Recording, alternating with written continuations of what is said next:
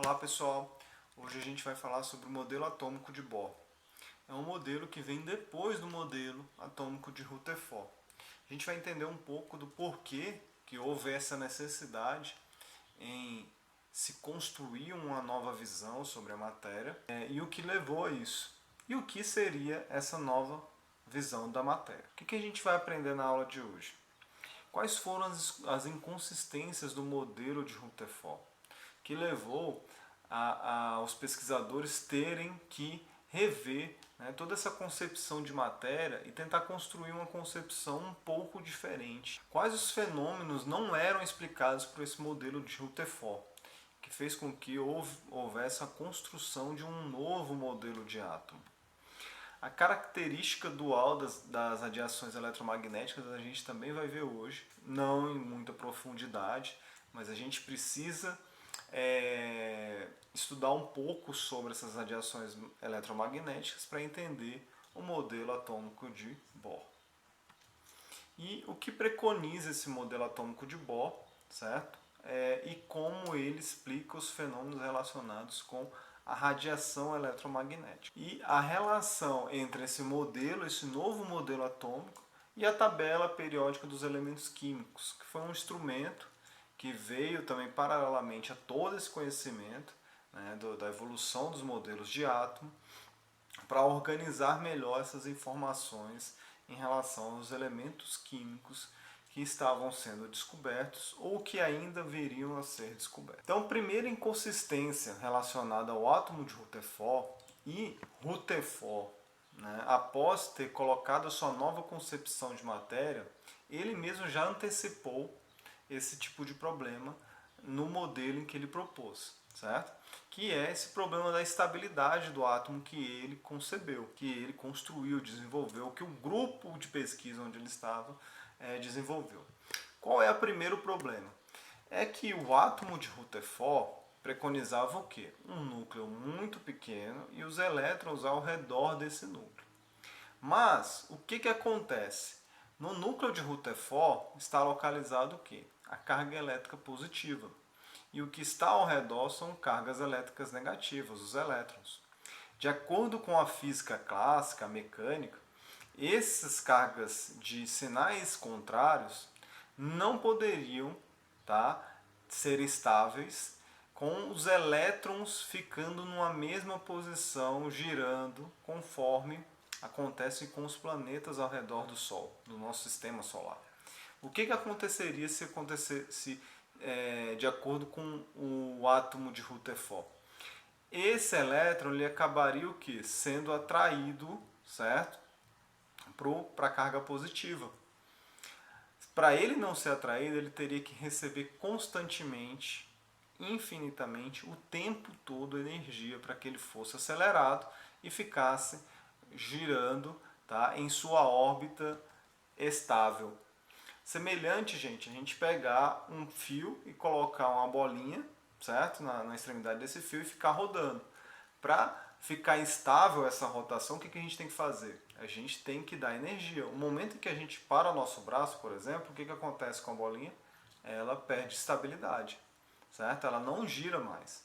Então, semelhante ao que acontece com o elétron e com o seu núcleo. Rutherford não conseguia, ou não conseguiu neste momento, certo, uma saída para esse problema, que é um problema de ordem teórica. O que ele propôs para resolver esse problema? O que a gente faz, nós professores, para resolver esse tipo de problema? A gente chama um dos nossos alunos para tentar desvendar esse problema, né? Dá para ele um desafio. Então, Niels Bohr era quem? Era um dos alunos no grupo de pesquisa de Rutherford. Então, Rutherford propôs esse desafio para ele, tentar achar uma saída para esse tipo de problema. Então, Niels Bohr, somente 2 anos após esse modelo atômico de Rutherford vir à tona, ele constituiu um novo modelo de átomo, um novo modelo atômico que levou o seu nome. Em alguns livros você pode ver esse modelo atômico também como Bohr-Rutherford ou Rutherford-Bohr, modelo atômico Rutherford-Bohr. Por que esses dois nomes? Porque Bohr era aluno de Rutherford, então era do mesmo grupo de pesquisa. Então Rutherford também teve grande impacto, grande influência nessa nova visão da matéria. E esse novo modelo de átomo, ele também vinha junto com a teoria que estava sendo desenvolvida no momento, que era a teoria quântica, né, da matéria, a teoria envolvida nas partículas muito pequenas, nas partículas e subpartículas atômicas, uma teoria totalmente diferente ou muito diferente da teoria mecânica de Isaac Newton, que até o momento era mais hegemônica, né? Estava mais presente na pesquisa da física e da química de um modo geral. Então aqui está Niels Bohr. Então o primeiro fenômeno que a gente vai ver é a questão da emissão de luz pelos átomos. Como que isso se dá? Então, o que se verificou desde lá de Isaac Newton? Isaac Newton foi um dos primeiros a fazer esse tipo de experimento, ter esse tipo de descoberta. Ele notou, certo, que orifícios muito pequenos, por exemplo, quando a gente vê em casas e tal, quando essa luz do sol chega, a gente vê num anteparo lá na parede uma espécie de arco-íris. Isaac Newton interpretou isso como se fosse um espectro, certo? Ele deu o nome disso de espectro da luz visível, daquela luz que chegava, né? Principalmente a luz do sol, que era verificado isso. Para quem não sabe, espectro é uma palavra grega que significa fantasma. Então, assim, era uma coisa que não se conseguia entender. Como uma luz branca proveniente do Sol, que passasse num orifício muito pequeno, faria essa decomposição de cores. Mais para frente, percebeu-se que esse fenômeno poderia ser realizado também em prismas. Tá? Prismas são semelhantes às pirâmides, tá? De vidro ou de quartzo, que decompõem essa luz por conta da refração de luz que acontece aqui. Então, essa luz branca que chega, ela se decompõe nas cores ou naqueles tipos de radiação que a compõem aqui. Tá? Então, o arco-íris, por exemplo, que é um tipo de decomposição dessa luz branca que chega do Sol, as gotículas de água funcionam como um prisma, tá? Decompondo essa luz que chega aqui. E aí decompõe em cores, certo? E essas cores são visualizadas pela gente, né, na atmosfera. Tá? Então, prisma, gotícula de água e pequenos orifícios, né, que recebem uma luz branca, por exemplo, consegue fazer essa decomposição da luz. Esse tipo de fenômeno era observado na natureza, não era muito bem entendido, né? Não tinha uma teoria sólida para explicar ele. Então, esse tipo de fenômeno também não era explicado, por exemplo, olhando a matéria, certo? Como um átomo de Rutherford. Não se conseguia explicar esse tipo de fenômeno a partir do átomo de Rutherford. O que acontecia, por que acontecia isso? O que se verificou depois, né, com o passar dos anos e com várias pesquisas relacionando energia, certo? Principalmente energia elétrica e gases, por exemplo, a baixa pressão. Lembrem lá de Thomson. Quais eram os experimentos que eram feitos ali com raios catódicos, né? Havia uma emissão de feixe ali conforme o gás que se tinha ali. Então esse tipo de experimento era muito explorado. Então o que aconteceu? Quando se pegou, por exemplo, átomos de hidrogênio, então se aprisionou esses átomos de hidrogênio em um recipiente e passou ali energia. Energia suficiente para que houvesse o quê? Uma emissão de luz. O que se verificou?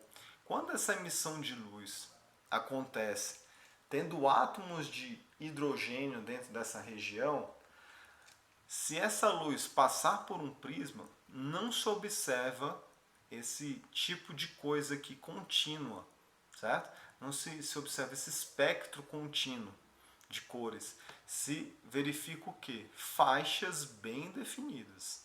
Então isso aqui é como se fosse a luz proveniente do gás hidrogênio, certo? Que recebeu muita energia, então ele emite luz, e aí passou isso no prisma. Quando passa isso no prisma, o que se verifica? Em vez de se verificar todo um arco-íris, se verifica somente faixas bem definidas, certo? Por exemplo, o vermelho aqui, né, um azul e um mais para o violeta.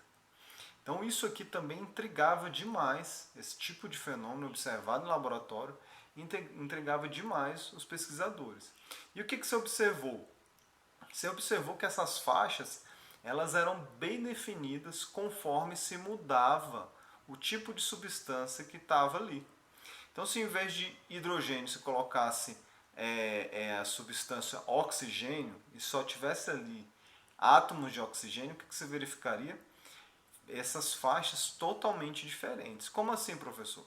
Ao invés de ter uma faixa no vermelho, por exemplo, ter uma faixa intermediária aqui, sei lá, amarela, e uma faixa no verde, certo? Então seria diferente. O que se verificou?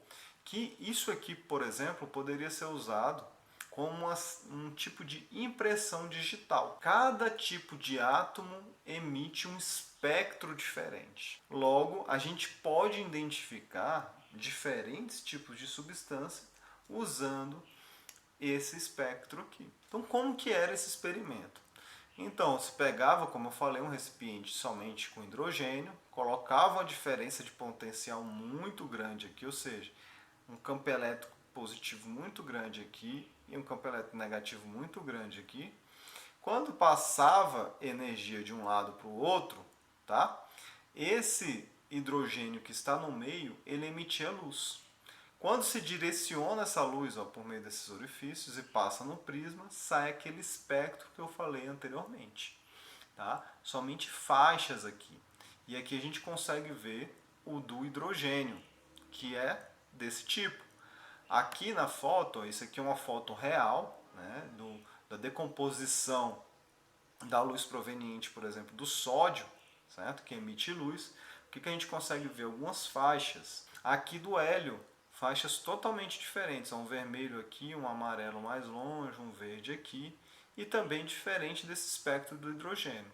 Logo, esse tipo de experimento eu poderia usar, ou se poderia usar isso para identificar substâncias, por exemplo, que estariam numa amostra, que aqui, sei lá, pode ser de sangue. Né? Sódio em sangue é interessante a gente saber, porque sódio pode levar a um quadro, por exemplo, de hipertensão. Se a gente tivesse essas faixas desse modo aqui, e dependendo da intensidade, a gente descobre que nessa amostra tem sódio, e a gente pode descobrir, por exemplo, quantidades que tem desse sódio de acordo com a intensidade dessas faixas de luz. Com o desenvolvimento da tecnologia, ali no começo do século XX, se verificou o quê?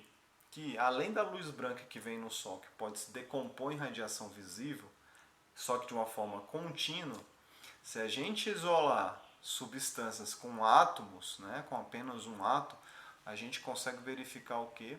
Se existe ou não esses átomos por esse padrão de cores e faixas aqui, certo? Se a gente não soubesse o que teria aqui, por exemplo, dentro desse recipiente, e a gente ligasse o aparelho e desse justamente esse padrão, por mais que a gente não soubesse o que fosse que estava aqui dentro, pelo padrão que tem de cores e faixas, com certeza teria aqui o que?